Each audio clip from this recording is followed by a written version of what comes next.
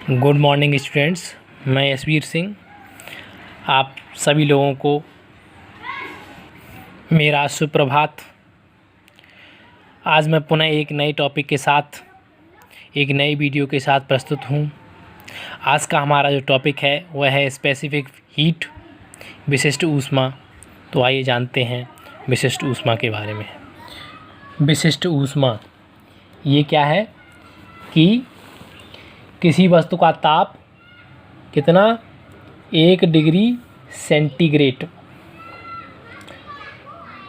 क्या कि किसी पदार्थ की विशिष्ट ऊष्मा की वह मात्रा है जो उस पदार्थ के एकांक द्रव्यमान का ताप 1 डिग्री सेंटीग्रेड बढ़ाने के लिए आवश्यक होती है।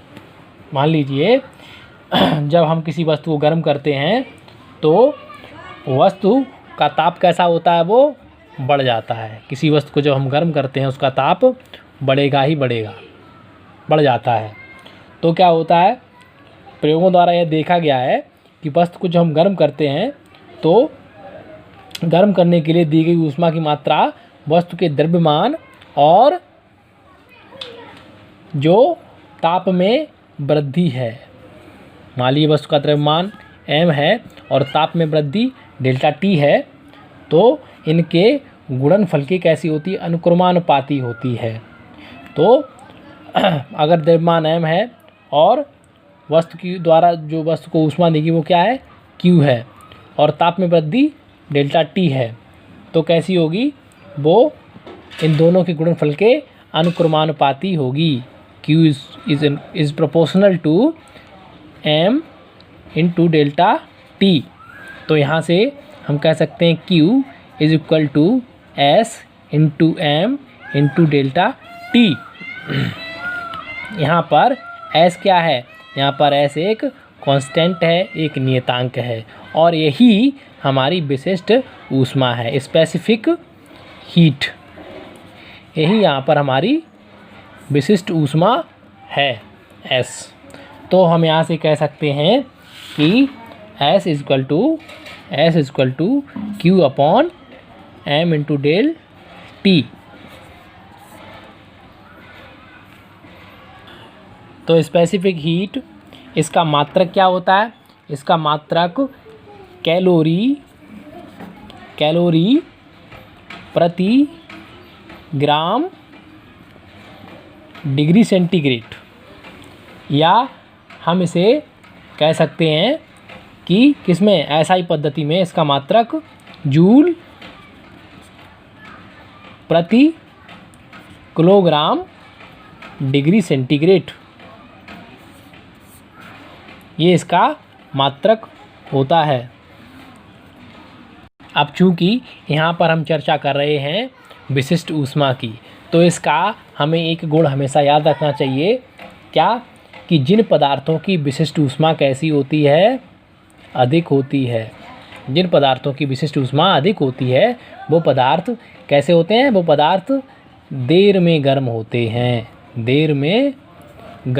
हैं, और जिन पदार्थों की विशिष्ट ऊष्मा कम होती है वो पदार्थ जल्दी गर्म हो जाते हैं। तो इस टॉपिक के अगली कड़ी को अगर हम देखते हैं तो आता है हमारा ऊष्माधारता, हीट कैपेसिटी। तो यह क्या है, यह है कि किसी वस्तु के कुल द्रव्यमान का ताप, किसी वस्तु के कुल द्रव्यमान का ताप क्या होगा, 1 डिग्री सेंटीग्रेड।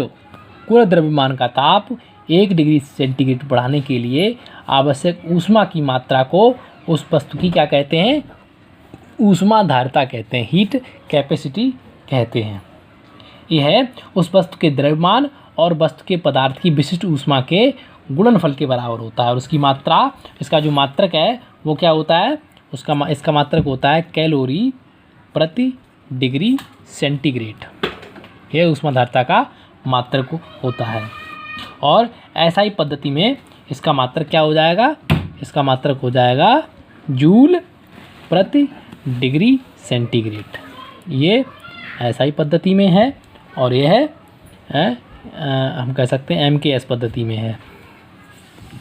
तो MKS पद्धति में इसका मात्रक कैलोरी प्रति डिग्री सेंटीग्रेड है और SI पद्धति में इसका मात्रक जूल प्रति डिग्री सेंटीग्रेड होता है। तो अब अगर हम बात करते हैं कि ऊष्माधारिता और विशिष्ट ऊष्मा दोनों में अंतर क्या है। जब हम दोनों के डिफरेंस की बात करते हैं, अंतर की बात करते हैं, तो क्या है इनमें अंतर कि विशिष्ट ऊष्मा पदार्थ का गुण है। एक ही पदार्थ की विशिष्ट जो विभिन्न द्रव्यमानों के वस्तुओं के लिए विशिष्ट ऊष्मा कैसी होती है, समान होगी। और ऊष्माधारिता वस्तु का क्या है, ये भी एक गुण है। यह एक ऐसा गुण है जो एक ही पदार्थ की विभिन्न द्रव्यमानों की वस्तुओं की ऊष्माधारिताएं भिन्न भिन्न होंगी। तो यहाँ पर समझने वाली क्या बात है कि यहाँ पर जो विशिष्ट ऊष्मा है वह क्या है, वह उस पदार्थ का गुण होता है। विशिष्ट ऊष्मा क्या है, समझ लीजिए इसको। विशिष्ट ऊष्मा और ऊष्माधारिता ये दोनों में बहुत ही ज़्यादा कन्फ्यूजन होता है, तो इसे समझ लीजिए। विशिष्ट ऊष्मा और ऊष्माधारिता दोनों में अंतर क्या है। विशिष्ट ऊष्मा की अगर हम बात करेंगे तो यह क्या है, यह इसमें पदार्थ का गुण है। गुण किसका है, इसका पदार्थ का, जो इसका मटेरियल है वस्तु का, उसके पदार्थ का गुण होता है। विशिष्ट ऊष्मा पदार्थ का गुण है। एक ही पदार्थ की विभिन्न द्रव्यमानों की वस्तुओं के लिए विशिष्ट ऊष्मा कैसी होगी, समान होगी।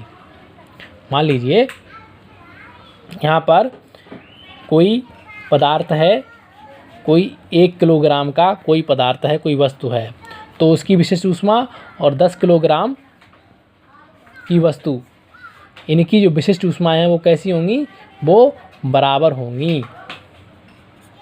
जबकि इसमें क्या है, ऊष्माधारिता में इसमें क्या है कि यह वस्तु का गुण है। इसमें वस्तु का गुण है। और इस वस्तु के गुण में क्या होगा, मान लीजिए अगर 1 किलोग्राम की कोई वस्तु है और 10 किलोग्राम की कोई वस्तु है, तो इनकी जो ऊष्माधारिताएं होंगी वो कैसी होंगी, अलग अलग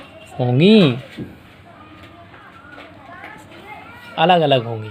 तो विशिष्ट ऊष्मा पदार्थ का गुण है, तो वो पदार्थ के द्रव्यमान पर इसका कोई मतलब नहीं है, वो बराबर ही होगा। और जबकि यह वस्तु का गुण होता है जो कि द्रव्यमान पर निर्भर करता है, ऊष्माधारिता। अब हम बात करेंगे ऊष्मामापी की। तो ऊष्मामापी क्या है, यह एक तांबे का एक बेलनाकार बर्तन होता है। इसमें तांबे के एक मुड़े तार का बिडोलक पड़ा रहता है और जिसके द्वारा ऊष्मामापी में भरे द्रव को हिलाकर उसका ताप एक सा किया जा सकता है। चूँकि तांबा कैसा है, ऊष्मा का बहुत अच्छा चालक है, अतः ऊष्मामापी शीघ्र ही अपने अंदर रखे द्रव के ताप पर आ जाता है। दूसरे, इसकी जो विशिष्ट ऊष्मा भी कैसी होती है, कम होती है, अतः यह द्रव से बहुत थोड़ी ऊष्मा लेकर द्रव के ताप पर आ जाता है। ऊष्मामापी का जल तुल्यांक जल के उस द्रव्यमान के बराबर है जिसका ताप 1 डिग्री सेंटीग्रेड बढ़ाने के लिए ऊष्मा की उतनी ही मात्रा की आवश्यकता होती है जितनी कि ऊष्मामापी का ताप 1 डिग्री सेंटीग्रेड बढ़ाने के लिए आवश्यक है। मान लीजिए कि ऊष्मामापी का द्रव्यमान कितना है, स्मॉल m ग्राम है और उसके द्रव्यमान उसके पदार्थ की विशिष्ट ऊष्मा कितनी है, वो S है। S कैलोरी प्रति जूल मान लीजिए, S कैलोरी प्रति जूल डिग्री सेंटीग्रेड। और तब ऊष्मा का जो ऊष्मामापी का ताप है वो 1 डिग्री सेंटीग्रेड बढ़ाने के लिए आवश्यक ऊष्मा कितनी होगी, वो होगी आपकी मान लीजिए W बराबर m/s। और यही m/s जो जल है, जल का ताप भी 1 डिग्री बढ़ाने के लिए पर्याप्त है। अतः हम कह सकते हैं कि ऊष्मामापी का जल तुल्यांक कितना होगा, W बराबर m/s ग्राम।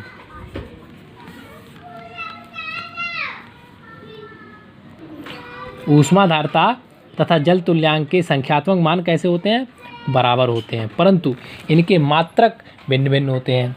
ऊष्माधारता का मात्रक जहाँ पर कैलोरी कितना होता है? कैलोरी प्रति डिग्री सेंटीग्रेड, जबकि जल तुल्यांक का मात्रक किसमें होता है?